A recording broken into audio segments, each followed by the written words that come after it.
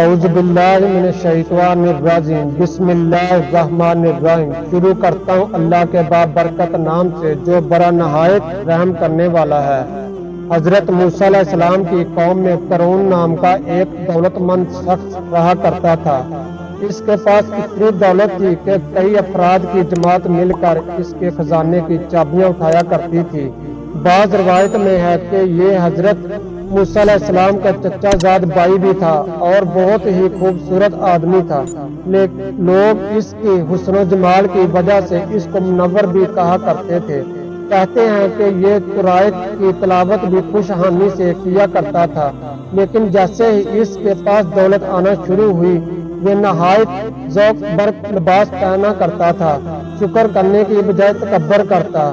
قارون کے کچھ خیر خواہ بھی تھے، انہوں نے قارون سے کہا یہ جو تم تکبر کرتے ہو درست نہیں، اللہ تعالیٰ تکبر کرنے والوں کو پسند نہیں کرتا، اور جو مال اللہ تعالیٰ نے تجھے دیا اس کو بلائی کے لیے خرچ کر اور بلائی کا راستہ اختیار کر اور ملک میں فساد نہ ڈال، اللہ تعالیٰ فساد ڈالنے والوں کو پسند نہیں کرتا۔ اگر تو اپنی اس رشت سے بازار نہ آیا تو اللہ تعالیٰ تجھے سزا دے گا اور یہ سب کچھ جو تجھے دیا ہے چھین لے گا۔ ان سب لوگوں کی باتیں سن کر قارون نے کہا یہ مال میں نے اپنے علم اور عقل کے زور پر حاصل کیا ہے، یہ میری محنت کے نتیجے میں ملا ہے، لہٰذا تم مجھے مت بتاؤ کہ کیا اچھا اور کیا برا ہے، میں تم سے زیادہ سمجھدار ہوں۔ پھر ایک روز قارون خوب سج دج کر شان و شوکت کے ساتھ اپنی قوم کے لوگوں کے پاس آیا۔ اس کی دولت کی ظاہری چمک دمک دیکھ کر کچھ دنیا دار قسم کے لوگ کہنے لگے قارون کتنا خوش نصیب ہے، کاش ہمارے پاس بھی دولت ہوتی اور یہ آن بان ہماری پاس بھی ہوتی۔ لیکن وہاں پر کچھ لوگ ایسے بھی موجود تھے جو بہت دیندار اور نیک تھے۔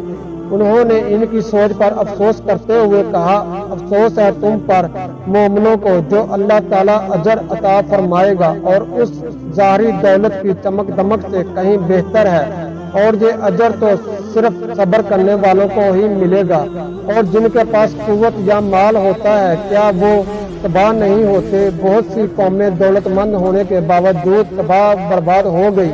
اگر تم اچھے کام کرو گے تو دولت اور قوت فائدہ دے گی، ورنہ نہیں۔ پیارے دوستو، اللہ تعالیٰ نے موسیٰ علیہ السلام کو حکم دیا کہ زکوٰۃ جمع کرو۔ حضرت موسیٰ علیہ السلام نے بنی اسرائیل کے لوگوں سے زکوٰۃ جمع کرنے کا حکم دیا۔ قارون کو بھی کہا کہ تم بھی زکوٰۃ دو۔ قارون نے حضرت موسیٰ علیہ السلام سے کہا کہ میں اپنے مال کا 1000واں حصہ زکوٰۃ دوں گا، لیکن جب اس نے اپنے مال کا 1000واں حصہ نکالا تو یہ بہت زیادہ بن گیا۔ ایک دم اس پر حرص و حفظ کا بھوت سوار ہو گیا اور اس نے زکوٰۃ دینے سے انکار کر دیا۔ نہ صرف انکار بلکہ یہ حضرت موسیٰ علیہ السلام کا دشمن بھی بن گیا اور بنی اسرائیل کے دیگر افراد کو بھی بہکانے لگا کہ سیدنا حضرت موسیٰ علیہ السلام اس بہانے تم سے تمہارا مال چھین لینا چاہتے ہیں۔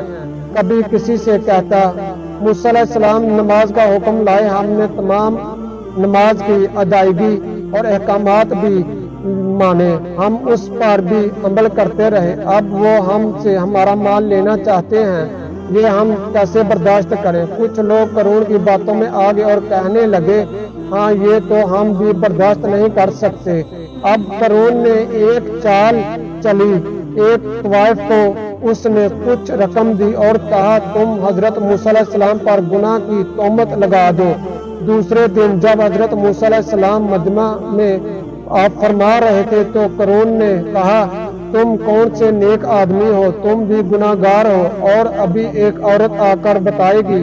حضرت موسیٰ علیہ السلام نے اس عورت کو سامنے بلایا اور اس سے پوچھا اے عورت، تجھے اس اللہ کی قسم جس نے نبی اسرائیل کو فرعون سے نجات دی، دریا کو تمہارے لیے سلامتی کا راستہ بنایا، سچ سچ بتا واقعہ کیا ہے؟ وہ عورت اللہ تعالیٰ کے قہر سے ڈر گئی اور کہنے لگی کہ قارون نے بہت بڑی رقم دے کر مجھے آپ پر بےہودہ الزام لگانے کے لیے کہا تھا۔ اس وقت حضرت موسیٰ علیہ السلام نے اللہ تعالیٰ کے حضور سجدہ کیا اور دعا کی، اے اللہ، فرعون پر اپنا قہر غضب نازل فرما اور بنی اسرائیل سے کہہ کہ مجھے اللہ تعالیٰ نے فرعون کی طرف ویسے ہی بھیجا ہے جیسے فرعون کی طرف بھیجا تھا، اس لیے جو شخص اس کا ساتھ دینا چاہتا ہے وہ اس کا ساتھ دے اور جو میرے ساتھ دینا چاہتا ہے وہ فرعون کو چھوڑ دے۔ آپ کے اس ارشاد پر سب لوگوں نے فرعون کو چھوڑ دیا سوائے 2 آدمیوں کے۔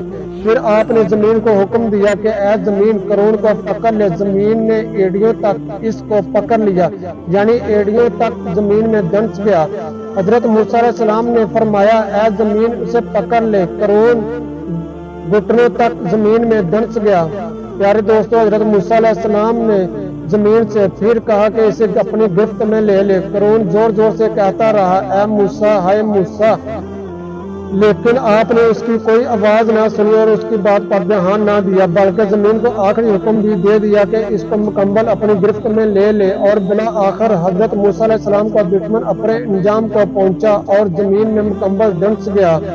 وہ 2 آدمی جنہوں نے فرعون کا ساتھ دیا تھا کہنے لگے کہ حضرت موسیٰ علیہ السلام نے فرعون کو اس لیے دفنا دیا کہ اس کے مال کو اپنے قبضے میں لے لے۔ تو آپ نے زمین کو حکم دیا، اے زمین فرعون کا مکان اور اس کی دولت کو بھی اپنی گرفت میں لے لے۔ یوں اس مکان جو خالص سونے کا تھا اور اس کا سارا